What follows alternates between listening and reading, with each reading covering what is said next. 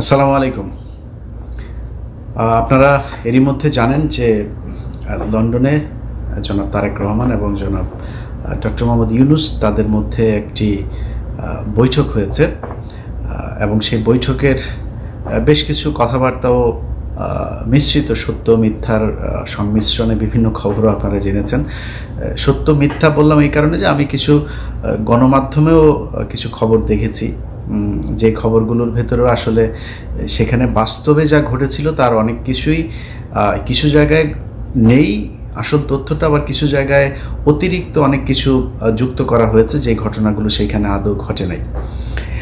আপনাদেরকে আগেই আমার ঠিক আগের ভিডিওটাতে আপনাদের জানানো হয়েছিল যে ডক্টর মোহাম্মদ ইউনূস এবং তারেক রহমানের যেই বৈঠকটি, এই বৈঠকটিতে আসলে অনেকেই ক্রেডিট নেবার চেষ্টা করেছেন ওনার মাধ্যমে। আসলে ডক্টর মোহাম্মদ ইউনূসের বৈঠকটা ডক্টর মোহাম্মদ ইউনূস নিজে চেয়েছেন এবং তারেক রহমানকে সেই প্রপোজাল দেওয়া হয়েছে।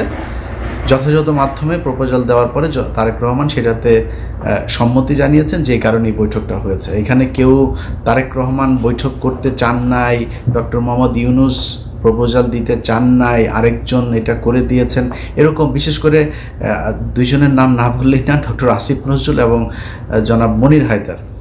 তো এনাদের চরিত্র সে আগে থেকেই আপনাদের একটা বিষয় জানায় রাখি যে এরা হচ্ছে দ্বিমুখী সাপ। আপনি মনির হায়দারের কথা যদি বলি, মনির হায়দারকে জিজ্ঞেস করেন, আমাদের যখন পাসপোর্ট নেওয়ার জন্য এই অফিসে ঢুকতে দেয় না, তখন মনির হায়দার এই করোনার মধ্যেও মনির হায়দার 2020 সাল থেকে 2024 সালের মধ্যে টোটাল 3বার, আমার জানা মতে টোটাল 3বার তিনি বাংলাদেশে গিয়েছেন। এর মধ্যে একবারের বিষয়টা আমি জানার পরে আমি আর কনক ভাই ওনার সাথে দেখা হলো, তো জিজ্ঞেস করলাম যে ভাই দেশে গিয়েছিলেন শুনলাম, বলছে তো আমরা বললাম যে আপনি গেলেন কিভাবে, সমস্যা হয় নাই কোনো? সে আমাদেরকে জবাব দিল যে তিনি নাকি মাস্ক পরেছিলেন, তো মাস্ক পরে থাকার কারণে তাকে এয়ারপোর্টে চিনতে পারে নাই। তো আমরা মানে বুঝে নিলাম আর কি যে এয়ারপোর্টে মাস্ক পরে তারপরে পালায় যাওয়া যায়। আরে ভাই, যখন জেএফকে থেকে আপনি যখন গাড়িতে উঠবেন, প্লেনে উঠবেন, তখন এই প্যাসেঞ্জারের পুরো লিস্ট ঢাকা বিমানবন্দরে পৌঁছে যায়। তারা তো তখন দেখে কে কে আসছে। আমি ইলিয়াস যদি যাই, আমি কনক স্যার যদি যাই, তো সাথে সাথে লোকজন নিয়ে হাজিরায় ধরার জন্য আসো, ডিজিএফআই, এনএসআই, এসবিডিবি, সিআইডি, পুলিশ যা যা আছে সব এসে হাজির হয়ে যাবে ধরার জন্য। উনি মাস্ক পরে চলে গিয়েছেন। তো মনির হায়দার একজন ডিজিএফআইয়ের খুবই প্রশিক্ষণপ্রাপ্ত এবং খুব সুদীর্ঘকালীন ধরে তিনি ডিজিএফআইয়ের সোর্স হিসাবে কাজ করেন। তো ধরেন আমার দেশের গোয়েন্দা সংস্থা, আমরা ডিজিএফআই মানি একটা নেগেটিভ একটা ন্যারেটিভ আমাদের চোখের সামনে ভাসে। এর কারণ হচ্ছে তারা দেশের বিরুদ্ধে কাজ করে। তাদের কাজ হলো ভারতীয় গোয়েন্দা সংস্থা ভারতের কোনো আমাদের দেশে করে কিনা, তারা ভারতের বিরুদ্ধে কে কাজ করে তাদেরকে ধরে নিয়ে তারা গুম করে। এটা হচ্ছে আমাদের ডিজিএফআই এই কাজ করে, যে কারণে জিনিসটাই নেগেটিভ। তো মনির হায়দারের সাথে আমার ব্যক্তিগত কোনো সমস্যা নাই। মনির ভাই আমাকে খুব স্নেহ করেন, উনি আমার সিনিয়র ভাই। এখানে আমাদের মাঝে মধ্যে ওনার সাথে দেখাও হইতো, একসাথে চা খেয়েছি, দাঁড়িয়ে আড্ডা দিয়েছি। কিন্তু ওনার প্রতি আমার ক্ষোভটা সেদিন থেকে শুরু হইলো, এখানকার কর্নেল যে মুস্তাফিজ সাহেব আছেন, উনি একদিন এক ভিডিওতে বিষয়টা বললেন যে মনির হায়দার আমাকে এবং কনক সারোয়ার দুইজনকে সরকারের বিরুদ্ধে যেন আমরা কথা না বলি, অর্থাৎ আওয়ামী লীগ সরকারের সময়, এই জন্য ওনাকে দায়িত্ব দিয়েছে ডিজিএফআই। তো উনি এসে আমাদেরকে এই কথাগুলো বলেছিলেন যে খামাকা সরকারের সাথে কি দরকার করার, হ্যাঁ, নানানভাবে একটু এই ধরনের একটু গুছায় এদিক ওদিক করে। পরে এই লেফটেন্যান্ট কর্নেল আপনার মুস্তাফিজ ভাইয়ের কাছে পরে শুনলাম যে তাকে তিনি এই দায়িত্বটা দিয়েছিলেন যে আপনি বললে বোধহয় ইলিয়াস এবং কনক শুনবে, তো ওদেরকে একটু যে ওরা যেন সরকারের বিরুদ্ধে এত বেশি কঠোর অবস্থানে না থাকে, আওয়ামী লীগ সরকার আসলে কোনোভাবেই যাবে না। এটা সেই 2022-23 সালের কথা মুস্তাফিজ ভাইকে উনি বলেছিলেন। এটার পরে আসলে মনির ভাইয়ের প্রতি শ্রদ্ধা ভালোবাসা কোনো কিছুই থাকার বিষয় নেই। মনির ভাই এমনিতে উনি ওনার একদম ক্যারিয়ারের শুরু থেকেই উনি একজন দুর্নীতিগ্রস্ত একজন সাংবাদিক। ওনার এগুলি নিয়ে কথা বলতে চাই নাই, কিন্তু এখন যেহেতু এই অবস্থা সেই কারণে বললাম। ওনারা একটা ক্রেডিট নেওয়ার চেষ্টা করছেন, আবার ফের বিএনপির ভেতরে যে তারেক রহমান আমি তো আপনার জন্য অনেক কিছু করছি এই সেই এরকম বুঝায় টুঝায় এদের সাথে একটা খাতির জমানোর চেষ্টা করছেন।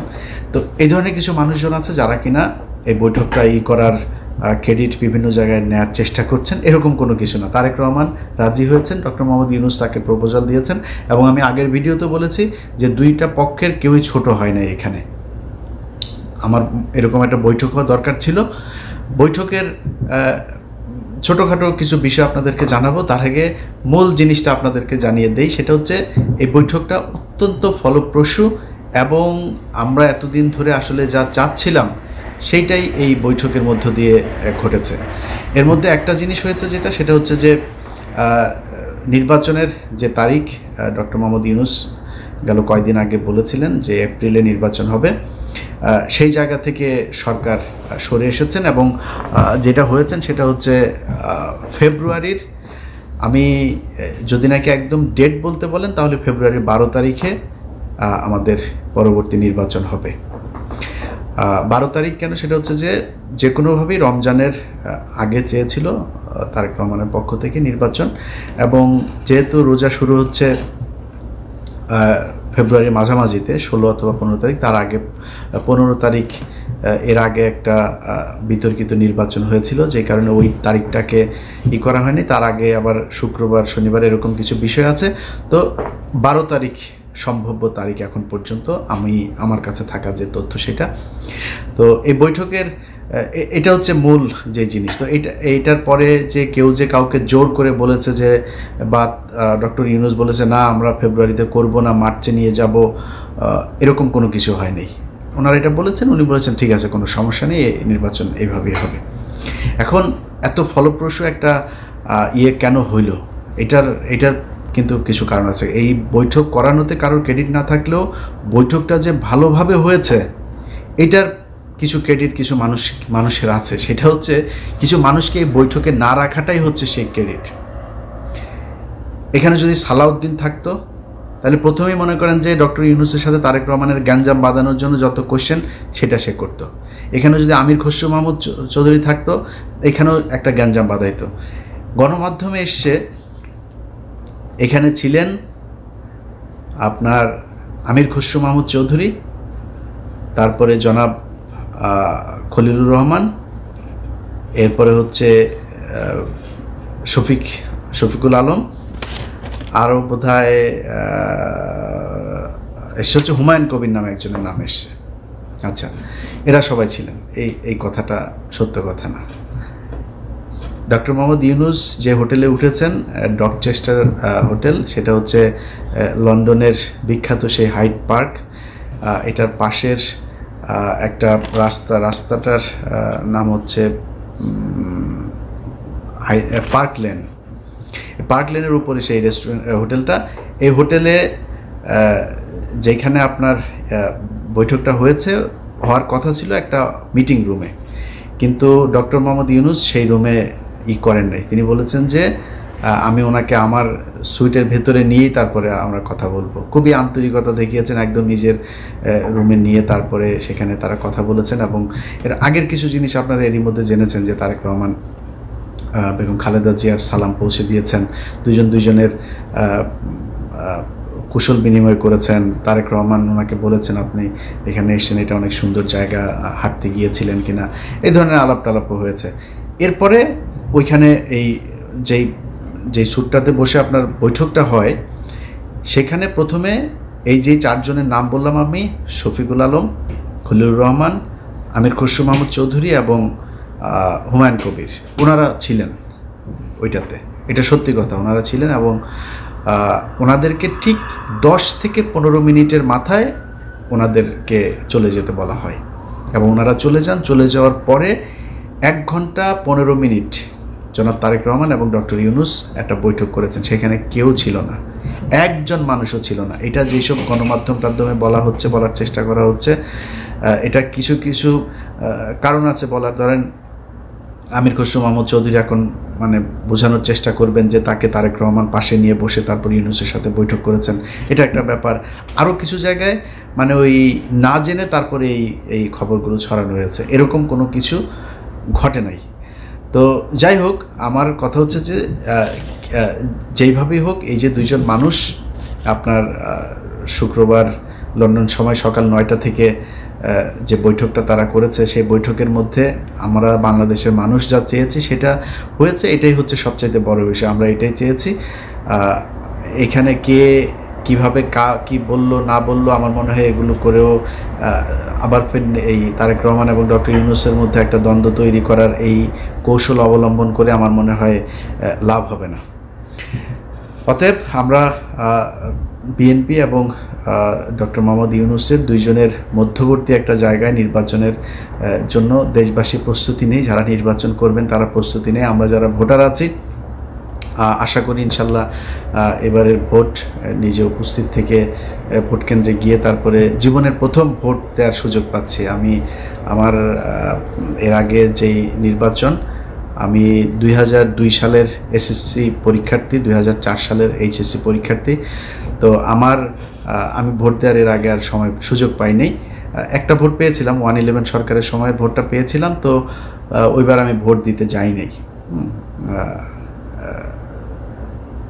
এবার ভোট দেবো ইনশাল্লাহ। আপনারা দোয়া করেন যাতে বাংলাদেশের মানুষের পছন্দের কেউ এবার বাংলাদেশের শাসন ক্ষমতায় আসেন।